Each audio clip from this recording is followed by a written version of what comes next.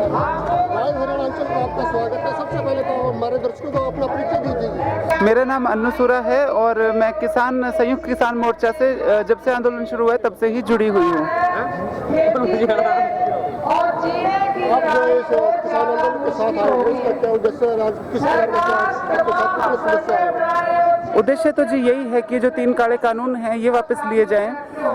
देखो, कोई भी कानून हो या कोई भी व्यवस्था परिवर्तन हो वो किसान जनता के लिए किया जाता है। जब जनता ही विरोध में है तो ये काले कानून किसके लिए लाए जा रहे हैं? पूंजीपतियों के लिए या हमारे किसान भाइयों के लिए? ये हमारा सवाल है। तो ये गलत हो रहा है जो हो रहा है।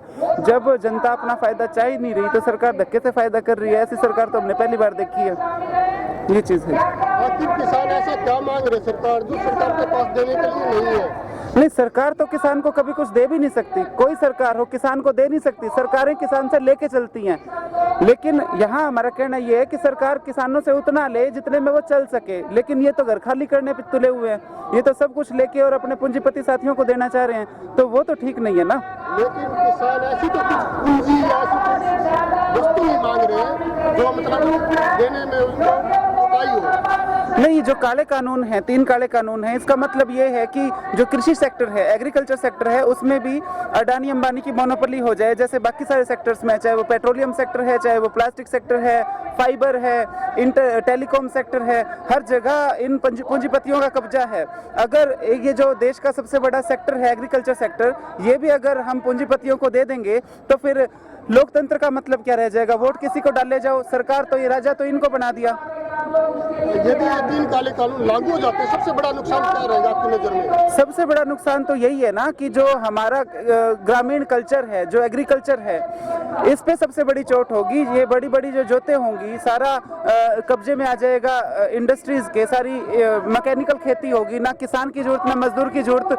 तो ये सारे जो मेरे किसान भाई हैं, मजदूर भाई हैं, इनको उद्देश्य ये है कि सारे लेबर बन के फैक्ट्रियों में इन पूंजीपतियों के यहाँ पे नौकरी करें 5-5, 4-4 हज़ार में, और जो खेत है इनमें 5-5 हज़ार किले की जोत बना के और सस्ती खेती करें, मतलब, और उसको महंगे दामों में हमारे किसान भाइयों को बेचें, मजदूर भाइयों को बेचें।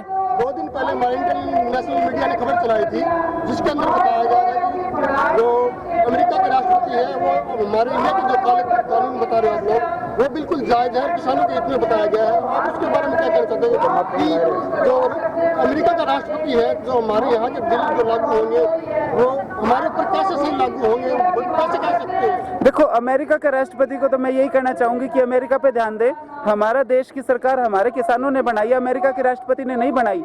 तो यही मेरी कमेंट होगा। और दूसरा ये कि हाँ, मैं ये नहीं कहती कमेंट कर नहीं सकते, लेकिन हम मानेंगे नहीं, क्योंकि कमेंट तो हमारे देश के किसानों के लिए रिहाना जी ने भी की है, उनकी भी सुननी चाहिए। अगर आप विदेशियों का ही सुनते हो तो रिहाना जी ने जो ट्वीट किया है वो भी सुना जाना चाहिए। आपने कह दिया कि बाहरी लोग हस्तक्षेप ना करें, लेकिन जब हमारे मोदी जी ट्रंप के लिए वोट मांगते फिर रहे थे अमेरिका में, वो क्या था? वो बाहरी ताकतें अमेरिका में घुस रही थी, तब वहाँ के लोगों ने क्या धक्के मार के निकाला था मोदी जी को? अब एक बात और फाइनल कर दीजिए, ये जो आंदोलन है हमारे मोदी जी या हमारी जो खट्टर सरकार उसको गिराने का है, काले कानून वापस करने का? नहीं, देखो, ये आंदोलन तो कोई भी सरकार होती, चाहे कांग्रेस होती, चाहे अब बीजेपी है या कोई और पार्टी होती, बात यहाँ किसानों की है, किसानों के मुद्दे की है कि ये सरकार ये तीनों बिल वापस ले ले।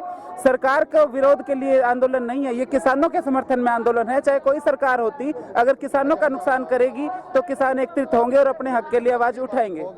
जिंदाबाद जिंदाबाद, जिंदाबाद, जिंदाबाद।